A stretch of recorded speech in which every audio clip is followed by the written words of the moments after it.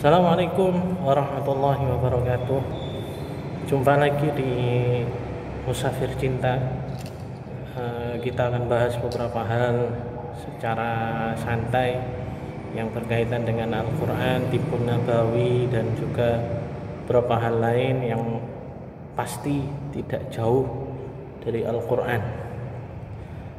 Sebelumnya terima kasih atas semuanya yang sudah membantu share. Sekali lagi terima kasih ya, terima kasih video-video saya. Alhamdulillah viewernya meningkat dan subscribernya pun juga nambah ya, sekali lagi terima kasih.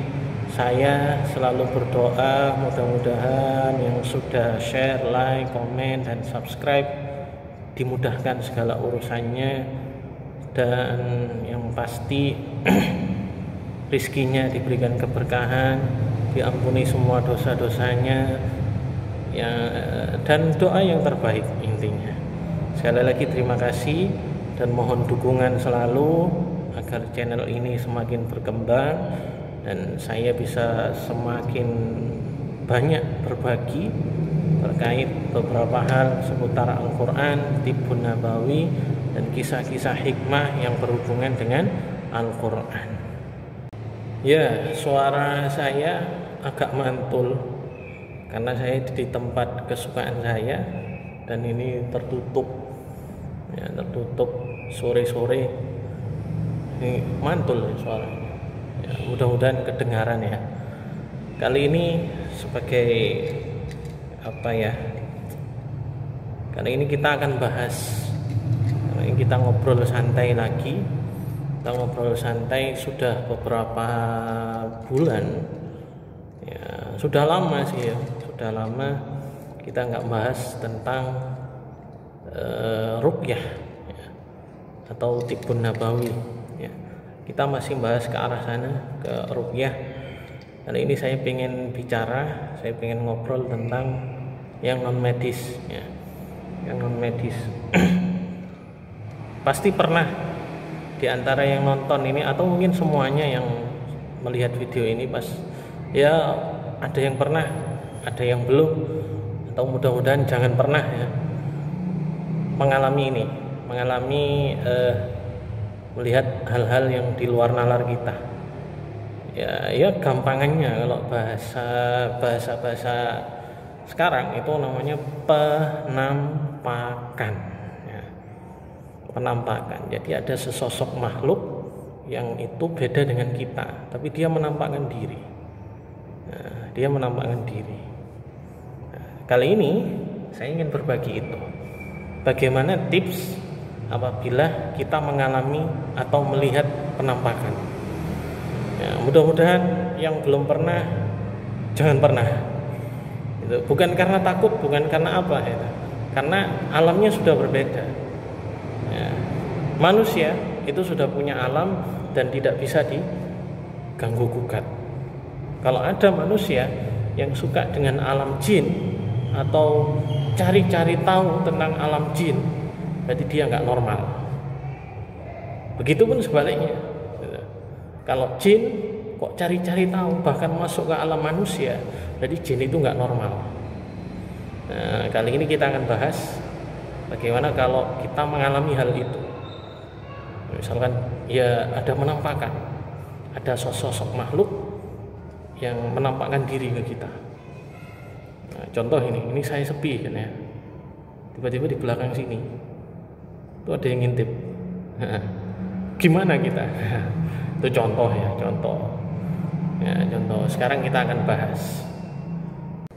Sebelumnya sekali lagi saya selalu minta doa ya, minta dukungan dan ya kepada semuanya, termasuk yang sudah subscribe ini, barangkali bisa membantu untuk selalu like atau mungkin mau komen monggo ya, atau mau tanya-tanya melalui komen monggo silakan. Kalau saya bisa jawab pasti saya jawab, atau saya juga minta bantuan untuk share dan subscribe ya, agar apa yang saya bagikan juga yang lain bisa merasakan manfaatnya dan menjadi pahala buat kita semuanya. Oke ya. Yang pertama, langsung saja. Jadi ketika kita melihat penampakan, sebelum ke arah sana ya, sebelum ke penampakan, kita harus yakini dulu.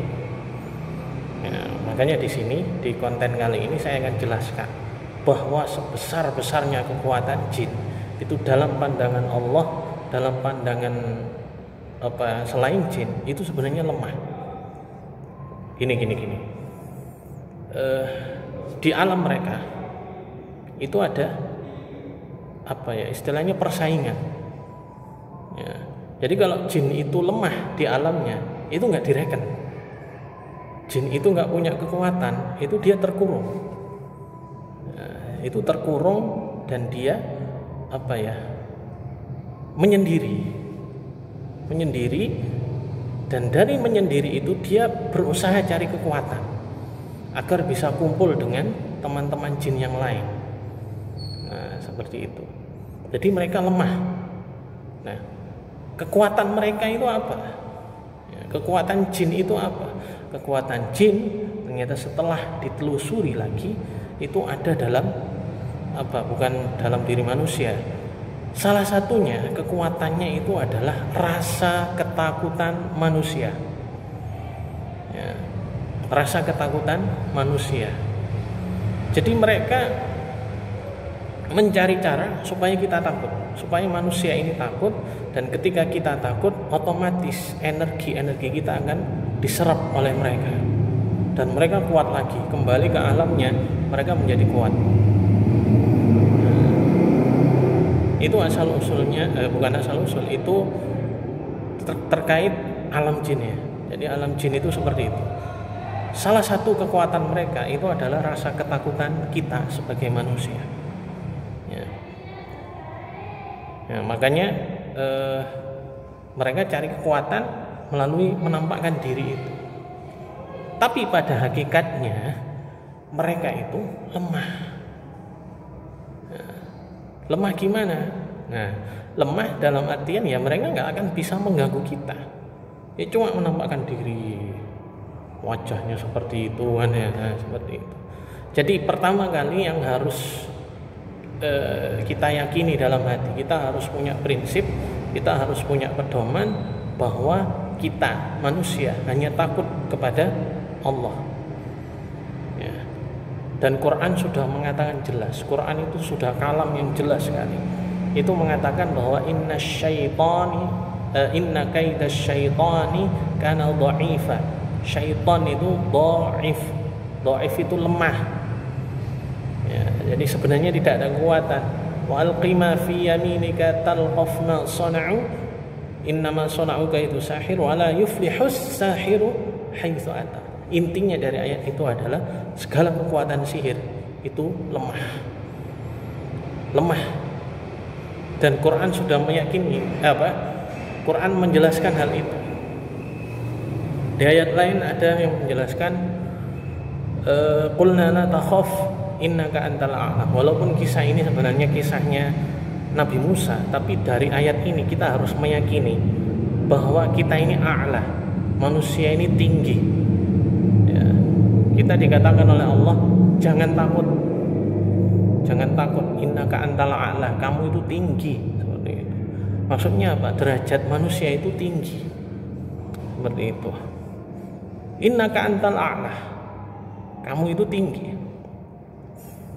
Nah, jadi dari beberapa ayat itu kita harus punya prinsip, kita ini punya derajat yang tinggi. Punya derajat yang tinggi yang bisa yang kalau kita dibandingkan dengan jin itu sebenarnya lebih mulia kita. Tapi ingat, kita juga nggak boleh sombong. Seperti itu. Nah, yang pertama, intinya kita punya prinsip bahwa mereka itu lemah. Sudah, tanamkan itu dalam hati. Jin itu lemah. Ya, kalau bahasanya guru saya itu, jin itu imut, lucu, dan gemesin. Nah, itu ditanamkan dalam diri. Ya, imut, lucu, gemesin.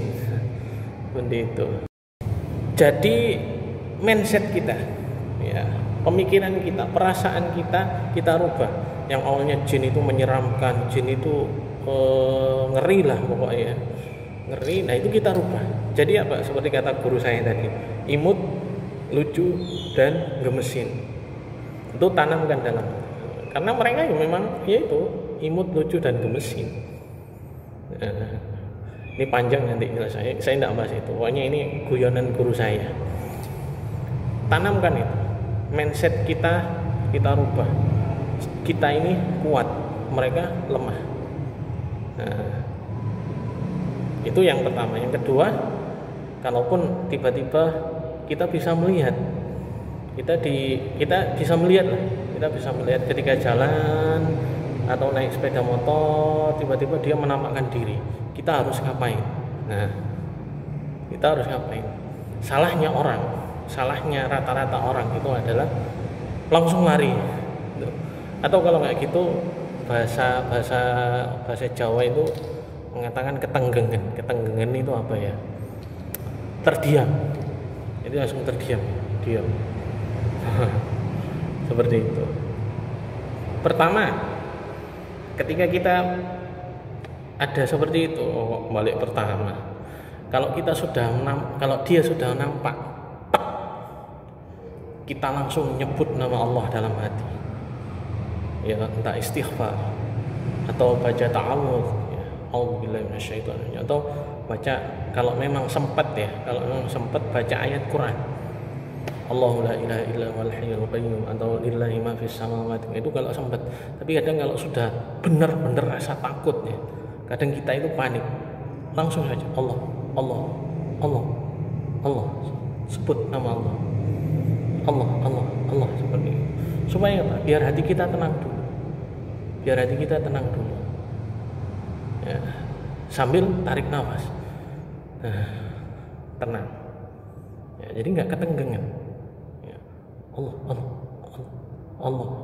Itu paling kalau sudah mepet.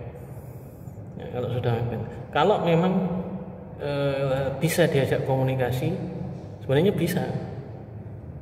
bisa diajak komunikasi. Ya. Cuman kadang kita ketakutan. Ya, kita sudah bingung takutnya dulu. Tapi kalau memang tidak pengen komunikasi, sudah lihat aja. Nggak berani, ya sudah, terus jalan lagi, nggak usah direken. Karena apa? Ketika kita diam, ketika kita takut, ya itu tenaga kita diambil oleh mereka. Makanya orang kalau habis lihat penampakan yang kalau tidak tahu ilmunya, kalau tidak paham terkait seperti ini, dia akan terdiam. Setelah itu lemas, bahkan pingsan. Nah, seperti itu. Nah, sederhana kan ya, sederhana. Sudah, nggak usah direken. Nah, nanti dia akan pergi sendiri. Semakin kita takut, mereka akan besar. Tapi kalau kita berani, kalau kita diam biasa kayak tadi, akan mengecil. Ya, catat ini yang terakhir ya. Semakin kita takut terhadap penampakan, energi kita akan semakin habis diambil oleh bangsa jin. Ya, semakin kita takut. Terus gimana? Ya kayak tadi wes diam. Ya sudah diam aja seperti itu. Terus ya sudah selesai. Jadi intinya ada dua, tanamkan prinsip bahwa mereka itu lemah, kita kuat. Yang kedua, ketika misalkan kita bisa melihat, ya mereka memelihatkan diri ke kita, menampakkan diri ke kita, kita diam dulu, diam tapi nggak panik. Ya, nyebut nama Allah. Kalau memang kita dalam posisi nggak takut, baca ayat Quran. Kalau sudah sangat ketakutan, sudah sebut saja Allah, seperti itu. Seperti itu. Yang ketiga, nah ini yang terakhir ya. Yang terakhir, kalau sudah melihat seperti itu, segera cari orang yang paham terkait masalah seperti ini. Ya mungkin Ustadz Danu seperti itu. Ya, Ustadz Danu yang di TV itu, atau mungkin ya, praktisi ruqyah. ya, praktisi ruqyah, cari praktisi ruqyah dan konsultasi, karena bisa jadi pandangan kita ini terbuka dan hidup itu akan nggak semakin hidup kita semakin nggak tenang kalau seperti itu. Segera cari praktisi, berkonsultasi, supaya pandangan kita ini ditutup, udah nggak ngurusi kayak gitu, manusia ya manusia, jin ya jin. Kadang orang itu bangga bisa melihat jin, itu bangga, padahal itu justru masalah besar yang harus diselesaikan.